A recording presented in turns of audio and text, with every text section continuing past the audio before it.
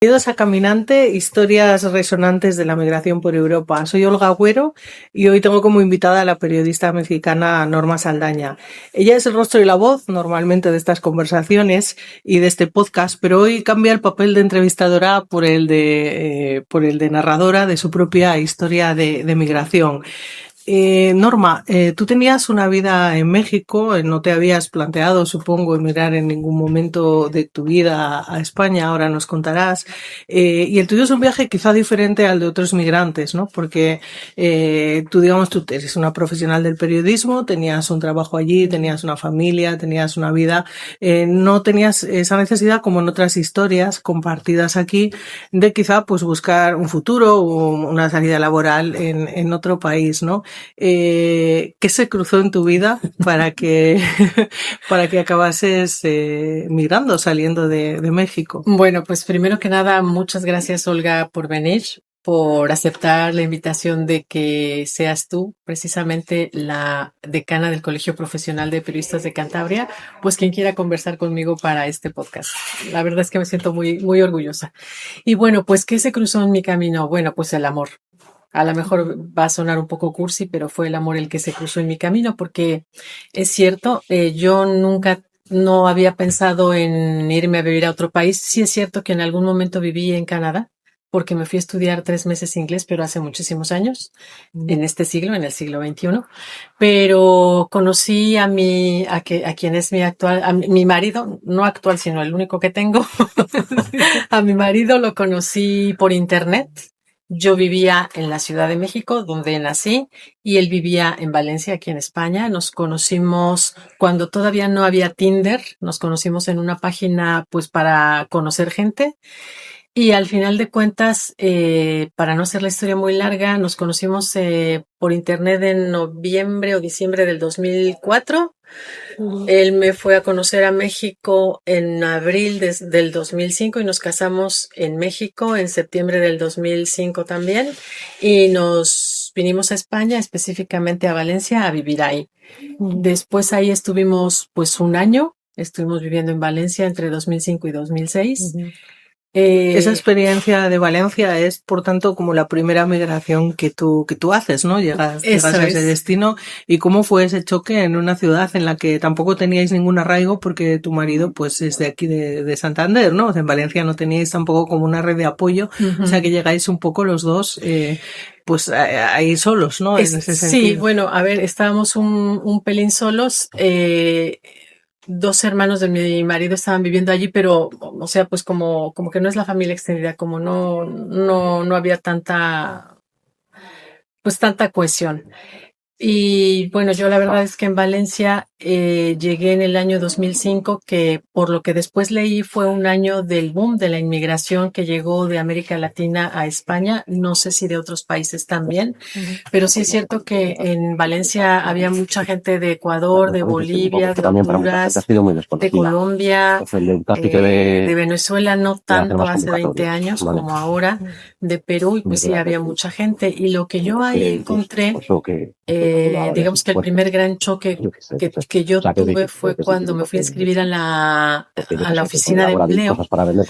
Ahí me dijeron que mis estudios que traía de México no iban a servir para nada y que para España el reconocimiento oficial para mí solamente era los estudios de secundaria, con lo cual no podía trabajar en lo que yo había hecho. Yo ya había ejercido el periodismo durante 10 años en México, había trabajado en lo que ahora es la extinta Agencia de Noticias del Estado Mexicano, que es Notimex, ya no está operativa, y en el periódico Reforma, que en aquel tiempo pues era una empresa de comunicación muy grande. Bueno, lo sigue siendo ahora también, pero bueno, ha cambiado un poco su línea editorial, pero en aquel momento pues era algo que rompía esquemas de lo que fue el periodismo tradicional en México. Entonces, yo viendo ese panorama que no podía trabajar porque tenía que homologar mis estudios o convalidarlos, pues la verdad es que eso que me dijeron, tus estudios aquí no valen para nada, me dificultó. O sea, fue un golpe que me dolió bastante y como un knockout. Y pues bueno, entonces pusimos en la balanza muchas cosas y decidimos irnos a vivir a México. Entonces llegamos a México, a la ciudad de Querétaro en 2006, principios del 2007 más bien. Y bueno, pues allá nació nuestro hijo, tenemos un hijo. Y ahí en Querétaro, pues me empecé a desarrollar de nueva cuenta como periodista. Trabajé para algunos periódicos digitales y para la radio y la televisión del estado de Querétaro también, o sea, la radio y la televisión públicas. Entonces, pues ya después estudié ahí mismo un máster en comunicación y cultura digital en la Universidad Autónoma de Querétaro. Pero llegó el momento en que mi esposo, ya después de 15 años de vivir allá en Querétaro, México, pues mi esposo dijo, pues me llama la tierruca, como a todos los cántabros, Sintió la llamada en algún momento. de la tierra, ¿no? Y ahí es Sí, donde se plantea, pues, el volver otra vez a intentar venir a España. Por entonces, segunda vez. claro, Sí. regresamos a España, yo emigro por segunda vez, pero la migración en este caso fue muy diferente porque ya traíamos pues a nuestro hijo, ¿no? Nuestro hijo vive con nosotros. Entonces no es lo mismo buscarte abrir camino por ti mismo que ya trayendo un hijo, es totalmente diferente. Entonces llegamos a vivir aquí a Santander, de donde es él, en el 2022 a finales, o sea que ya estamos por cumplir 4 años. Ujú. Antes has hablado de eso, de ese primer choque cuando tú llegas a Valencia. Tú eres una persona que tienes un grado en periodismo, un grado en Ujú, comunicación, tienes 3 máster, ujú. y de repente cambias unos kilómetros, llegas a otro país y ya no tienes nada, ¿no? Ujú. Ese choque. Aún así tú, cuando llegas aquí a Santander, intentas seguir ese camino de conseguir homologar tus estudios, no tu título, la Ujú. equivalencia, que ya lo has conseguido. Ya eres después Afortunadamente. de mucho tiempo, ya eres una periodista oficial y estás con Ujú. nosotros en el Colegio de Periodistas de Cantabria, pero a la vez también empiezas a formarte otra vez de nuevo, ¿no? Haces otro Sí, máster e intentas lo primero, pues abrirte camino profesional otra vez, ¿no? pues sí, de hecho yo creo que soy como un poco terca y Sí. la profesión del periodismo pues como que no se me quita mi marido me dice, lo traes en las venas. Entonces empecé a estudiar aquí en la UNED un máster en periodismo transmedia, que es pues, la Ujú. universidad a distancia, con la característica de que ese máster lo daban en conjunto con la agencia de noticias EFE, la agencia española. Entonces, pues bueno, me gustó el programa del periodismo, de ese máster de periodismo transmedia, porque una de las cosas que tenía era hacer prácticas en la delegación de la agencia EFE de donde tú estuvieras viviendo. Yo confieso que cuando trabajé en Notimex, eh, mi sueño era trabajar para la agencia EFE. Siempre lo fue porque teníamos en el departamento de radio donde yo hice mi servicio social en Notimex, pues grabábamos, había convenios entre agencias internacionales de noticias, entonces grabábamos a los corresponsales de todo el mundo, entonces después se distribuían las noticias pues por los medios de México que las compraban como abonados y entonces yo oía con mis compañeros en la cabina de radio pues grababan a los corresponsales de la agencia EFE y yo decía, ay, yo quiero trabajar ahí. Entonces, bueno, pues cumplí mi sueño, hice prácticas aquí en la agencia EFE y fue una experiencia muy buena, la verdad. Ujú. Después has tenido también algunas otras experiencias profesionales. Sabemos que conseguir trabajo en el periodismo es difícil y más un trabajo también pues fijo, ¿no? O sea que más o menos, bueno, van Sí, saliendo oportunidades o proyectos en los que has podido estar, pero no te rindes en buscar tu futuro en el pues periodismo. bueno, yo creo que el primer contacto fue justamente un día que con una asociación de latinos en Cantabria que tengo con unas compatriotas mías, a mí me tocaba mover las redes sociales. Entonces yo dije, bueno, afortunadamente aquí hay mucha formación, digamos, gratuita para muchas cosas. Entonces en una de esas yo vi un anuncio donde decía que si quieres como organización no gubernamental o asociación o fundación hacer que tu mensaje llegue a los medios de comunicación de Cantabria, pues inscríbete en este curso. Entonces, bueno, fui a ese curso y decía, lo imparte la decana del Colegio de Periodistas de Sí, Cantabria. Entonces, parece que me suena pues, el sí, curso, sí. ¿verdad? Claro. Sí. Entonces yo iba con toda, porque aunque no lo parezca, yo soy muy tímida. Entonces a mí me cuesta mucho trabajo hablar con la gente. Entonces ese día yo decía, bueno, pues le digo o no le digo, me acerco o no me acerco. Entonces, pues me acerqué contigo y te dije, oye, ¿sabes qué tengo que hacer para conocer a la gente que trabaja en los medios de comunicación de Cantabria? Y tú me dijiste, pues vente. Yo sentí unos brazos abiertos que me acogieron. Entonces yo estoy muy agradecida por eso y ya después se fue desarrollando como una cadenita. Primero, asistiendo a los cursos del Colegio de Periodistas de Cantabria, conocí a Carmen, una chica librera, bueno, trabaja en una librería que se llama La Vorágine. Y cuando ella supo que yo quería hacer este podcast, que fue eso ya hace casi 3 años, cuando conocí a Carmen me dijo, bueno, pues a mí me interesa tu podcast porque tengo contacto con mujeres en tu situación que han migrado y bueno, pues ese fue un primer contacto.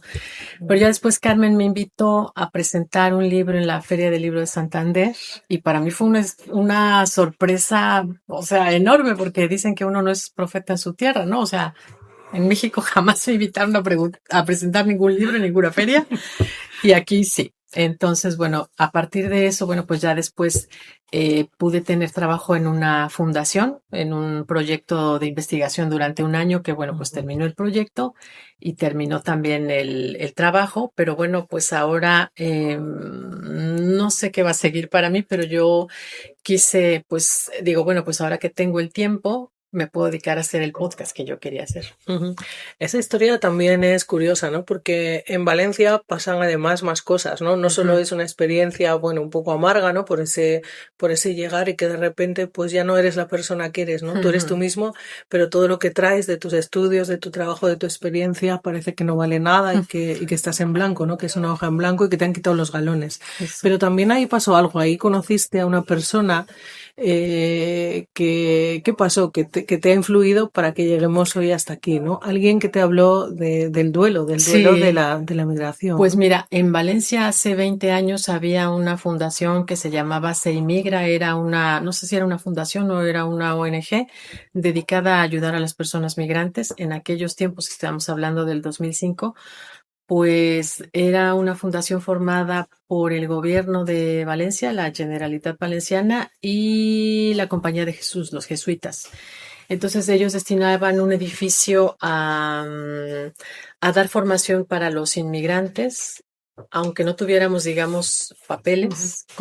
Yo recuerdo que en aquel entonces con el pasaporte te podías anotar algunos cursos para formarte, pues en cosas como, no sé, para limpiar casas, para saber hacer aseos, cursos muy básicos de informática o cursos muy básicos de cocina.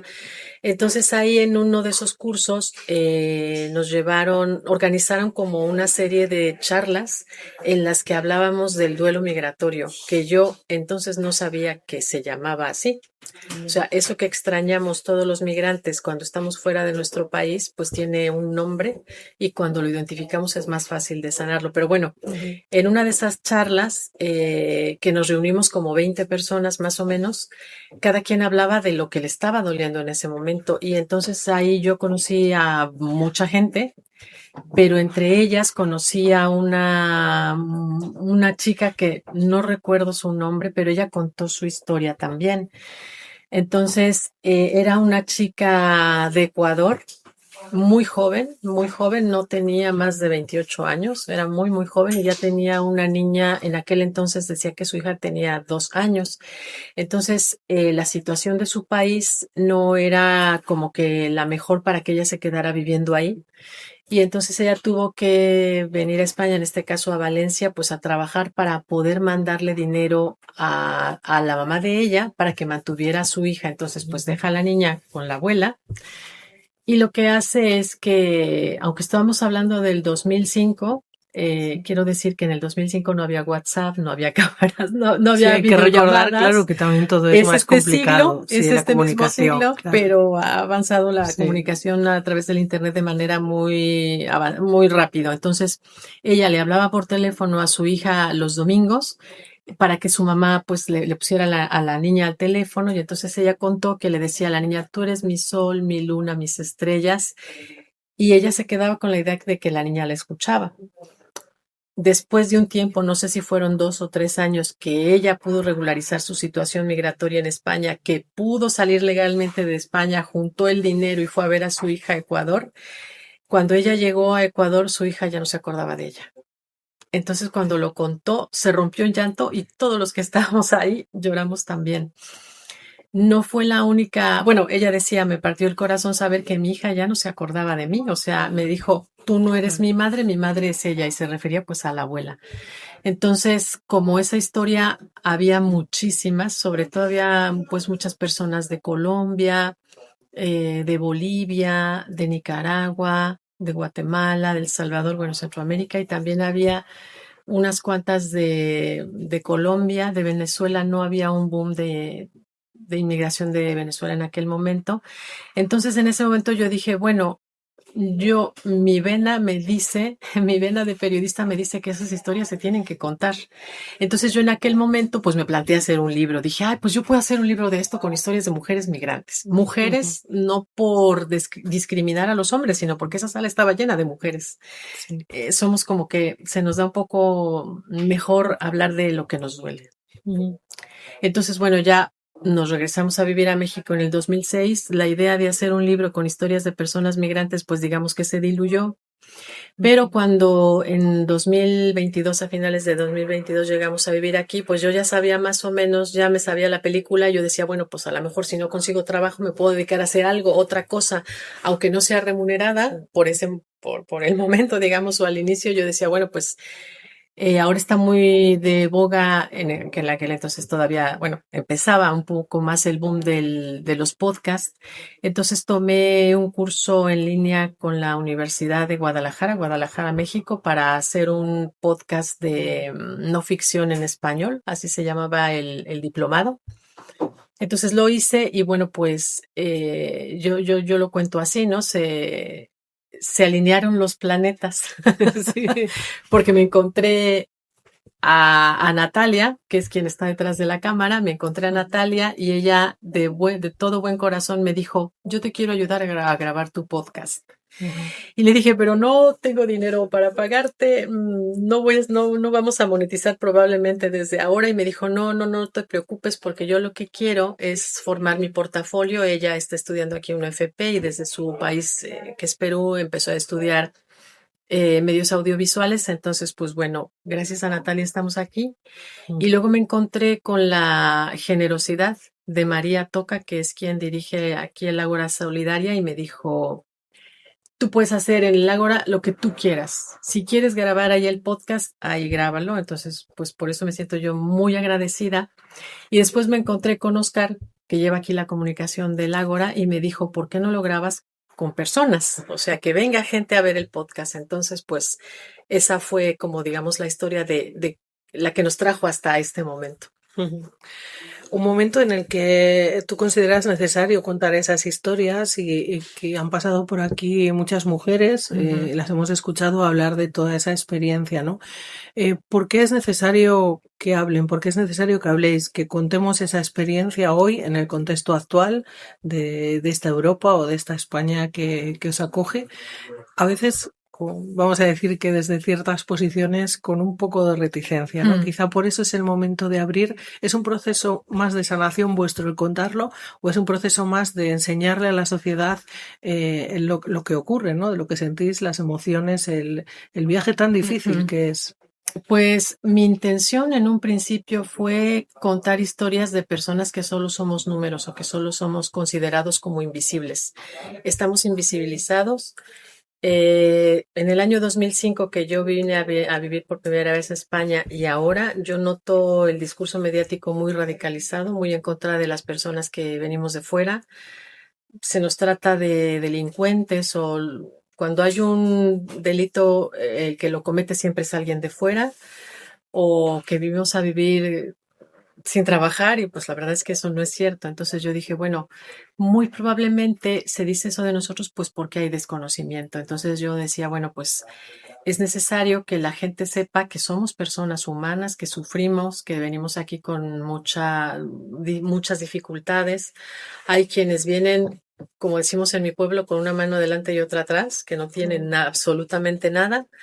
Hay quienes vienen huyendo de la inseguridad de sus países porque su vida corría peligro, o hay muchísimas circunstancias. Entonces yo dije, bueno, es necesario que se conozcan estas historias humanas, y no lo había pensado, pero lo que tú dices es muy cierto.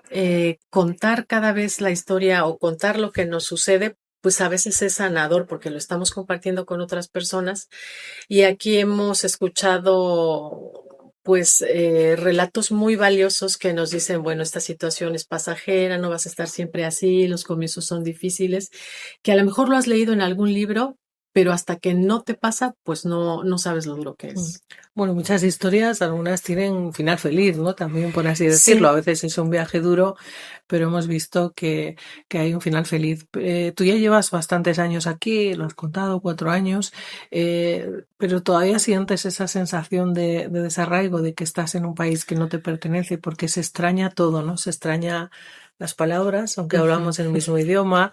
Se extrañan las canciones con las que has crecido a veces, ¿no? También, aunque el mundo parece tan global, se Ujú. extraña la comida, ¿no? Decías, uno tiene ese sentimiento de desarraigo permanente o eso se va amortiguando un poco cuando te vas Mm, haciendo aquí un hueco. yo creo que aprendes a vivir tanto con el desarraigo como con la nostalgia. Es cierto que, bueno, no sé otras personas, pero yo hay veces que siento que tengo el corazón dividido, ¿no? O sea, Mm. yo amo la ciudad en donde nací, o sea, profundamente amo la Ciudad de México, pero también he empezado a amar a Santander. Es una ciudad muy bonita, muy cómoda, se puede hacer casi todo a pie. La Ciudad de México pues es gigantesca y a pie Claro. pues no puedes hacer Sí. muchas cosas, pero yo creo que se aprende, o sea, puedes aprender a ser feliz Ujú. aquí con lo que te falta, los aromas, los sabores, el clima, la temperatura, sin tus seres queridos, pues pasas fechas, los cumpleaños, las navidades, el Día de las Madres, pues lejos. Está la tecnología que te ayuda con una videollamada a estar con tus seres queridos, bueno, en este caso mis padres, mis hermanos, mis tías, mis sobrinos, pero pues no es lo mismo que ir a darles un abrazo. Ujú. Pero bueno, se aprende. Y luego es verdad que, bueno, gracias también a todo esta especie de mestizaje, ¿no? Social, ¿no? Que ha venido mucha más gente de fuera, que, pues, por ejemplo, cuando yo era pequeña, que nos costaba encontrar a alguien de otros países, bueno, pues ya tenemos una cultura estupenda que vamos incorporando, ¿no? Por Ajá, ejemplo, podemos ir a comer a un restaurante peruano, colombiano, por ajá. ejemplo, la gastronomía es más multicultural, ¿no? O sea, que creo que toda la sociedad se enriquece muchísimo, ¿no? Tu círculo de amistades o de personas de confianza que has hecho aquí, al final hay una tendencia también a volver a tus compatriotas, a encontrar más amistad o más cercanía en grupos de personas que también proceden de fuera o has podido también ya encontrar amistades, pues digamos, más locales, ¿no? Por así Pues mira, decirlo. me he llevado una muy grata sorpresa porque se dice, porque yo no lo he vivido así, pero se dice que es un poco más difícil hacer amistades en Santander. Sí es cierto que yo encontré amigas de mi propio país, tengo un grupo de amigas mexicanas o varios grupos de amigas mexicanas, pero también puedo sentirme muy orgullosa de decir que tengo amigas españolas. O sea, tengo 3 o 4 amigas que son amigas, amigas, amigas con quien yo puedo llorar. Puedo Ujú. llamarles en cualquier momento y decirle me siento mal, o puedo sentirme muy feliz con ellas y pasar un rato agradable, me festejan mi cumpleaños. La verdad es que ha sido muy, muy grato encontrar que la amistad no tiene nacionalidad, o sea, la bondad tampoco tiene nacionalidad Ujú. y el hecho de que la gente te abra los brazos y te acoja y te abrace y te acepte como, pues como una igual a ti, ha sido una sorpresa muy, muy agradable. Ujú. Aún así, tú siempre has tenido la inquietud a pesar de que tú ya tienes tu círculo, tu Ujú. familia, además aquí, de que todas las personas que lleguen de fuera tengan eso mismo, ¿no? Tienes mucho interés en forjar esas relaciones, en algunas de las asociaciones que estáis también Ujú. hablando un poco de ese intercambio, ¿no? De poner en conexión a personas y tu ilusión también es en un futuro trabajar en algún tema que pueda ayudar más a la gente, ¿no? A las personas que llegan de fuera a pasar ese duelo, ¿no? Ese duelo del que tú me Sí. hablabas antes, que tenía todas esas fases, ¿no? De- Sí, a ver, mi idea es hacer algo como lo que yo, bueno, como lo que yo viví en Valencia, o sea, esa fundación que desapareció después de 15 años de haber estado en funcionamiento. Pero claro, ahora tenemos una asociación que se llama Conexión Latam Cantabria, que es donde tratamos de poner en contacto a personas que vienen pues, de Latinoamérica. Y también tenemos otro grupo que se llama Latination. Latination es como para hacer que se encuentren emprendedores tanto de España como de América Latina y pues puedan hacer intercambio de, bueno, pues yo hago esto y yo me dedico a esto y te ofrezco tal cosa, pues como para que haya una sinergia y no se sienta la gente tan sola. Es en resumidas cuentas lo que hacemos en ella. Ujú.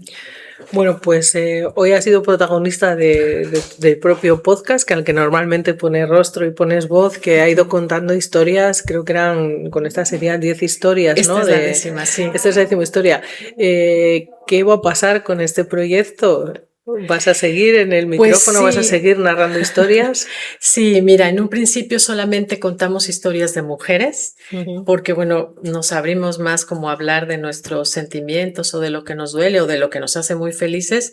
Y en la segunda temporada, pues vamos a abrir también el espacio a las voces masculinas, o sea, no está cerrado para ellos. Sabemos que ellos también tienen procesos de migración muy duros, pasan por cosas, pues probablemente más fuertes que nosotras, pero no lo sabemos, no nos imaginamos porque al menos yo no las he conocido todavía. Sí que hay interés ya de algunas personas en estar en este podcast porque ya me han escrito de, yo quiero que me entrevistes. Entonces, pues sí, las voces de los hombres también van a ser bienvenidas y muy probablemente vamos a empezar a hacer historias también, no solo de personas que viven en Santander o en Cantabria, sino abrir la mirada a España y a otros países de Europa, pues donde también hay inmigrantes. Pues fantástico, pues desearte mucha suerte y muchos más, que abras muchos más caminos en estos micrófonos de caminante. Pues muchísimas gracias, Olga. Muchas gracias.